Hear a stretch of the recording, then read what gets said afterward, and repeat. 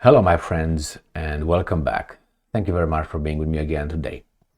I am not a religious person, but that doesn't prevent me from having values and principles.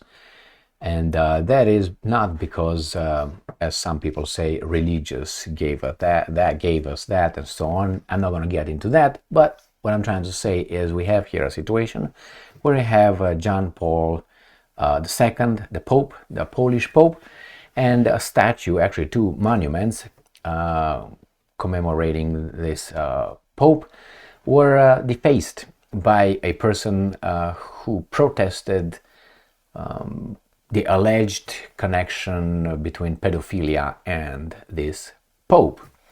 I look at people's behavior and actions, and I respect them based on that. I don't respect them because people tell me to respect them, and I urge you to follow that path or a better one. In this case, I have nothing for the Pope. I have nothing against the Pope. He played his role, and this guy who did what he did, I think he could have found a more intellectual way of protesting the Pope's affiliation, or whatever these guys are trying to say. And I know exactly what they found because I didn't read the article. I'm reading it right now with you. I just read the title, and let's go. It's only rock and roll. So, Russia Today, 7th of April 2023. Pole attacks Pope over sex scandal.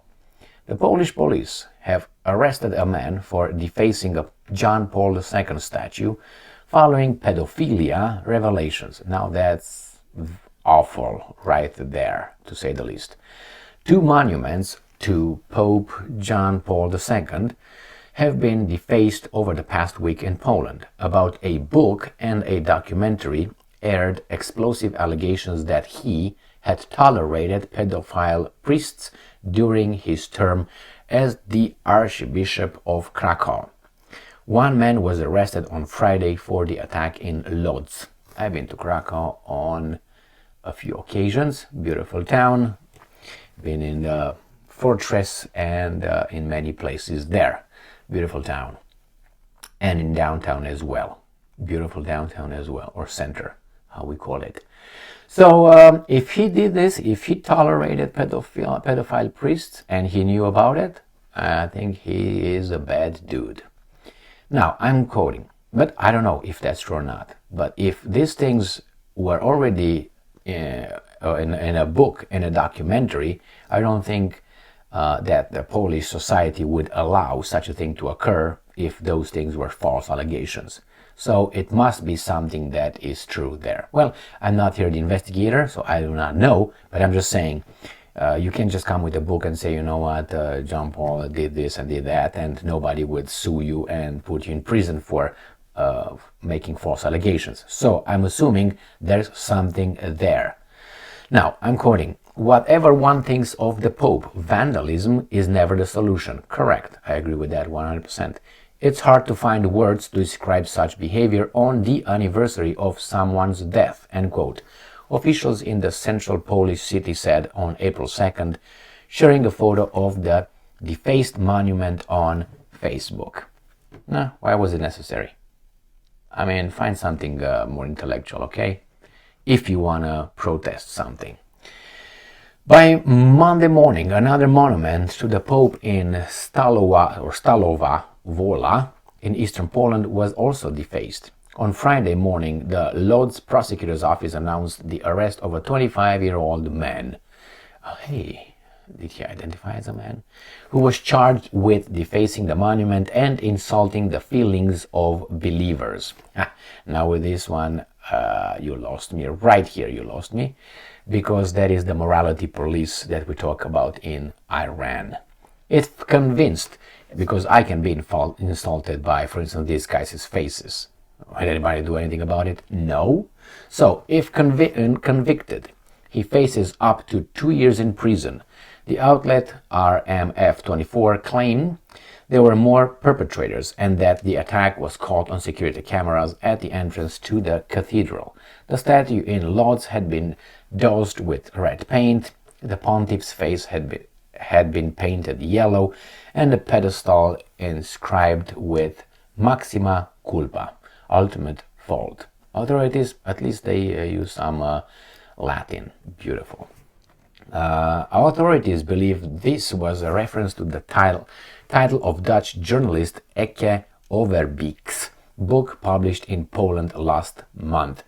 Overbeek has argued that the future Pope, as Archbishop of Krakow, covered up the sexual abuse of boys, plural, by at least 3 Catholic priests during the 1970s.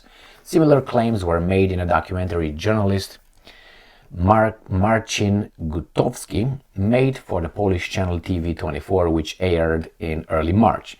John Paul II was born Karol Wojtyła and is the only Pole to become the head of the Roman Catholic Church to date. From 1964 to his election in 1978, he was the Archbishop of Krakow. His elevation has been widely credited with the rise of anti-communism advocacy in Poland in the 1980s.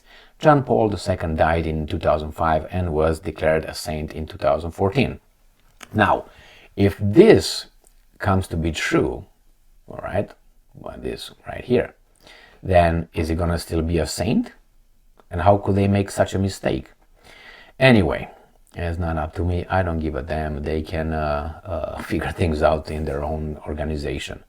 Polish authorities have responded to the claims by saying all accusations of sexual abuse need to be thoroughly investigated, but defended the late pontiff by saying his critics relied on lies fabricated by the communist government and the Catholic Church had been in a difficult situation at the time. Okay, as I said, I'm not the investigator here. I don't know what happened. If he did that, that's not right. That's a monster, I would say.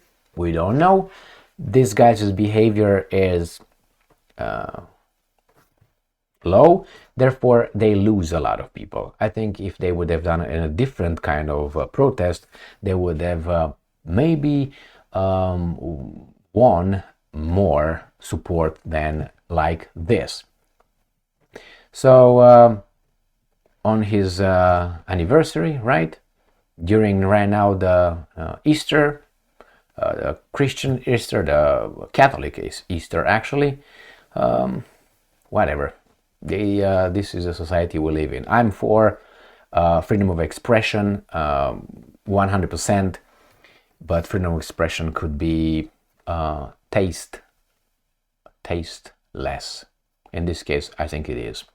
So, on the other hand, if it is found, which will not be found, even if it happened, that the Pope did what these guys claim he did, obviously that bust, whatever, what do you think, should stay over there or not?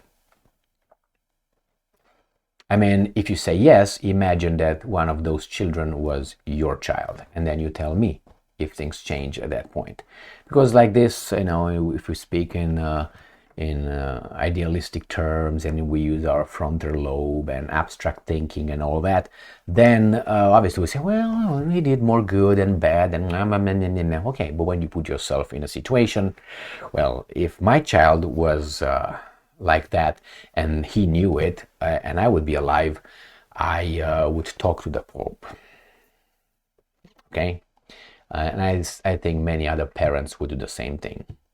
But as I said, I don't know. The act was imbecilic, and he's going to be punished for that, which is what, up to 2 years in prison for insulting the, anyway, defacing that. And I totally agree with the charges of vandalism. Thank you very much for being with me again today. Stay strong, stay smart, look for the truth, and be just.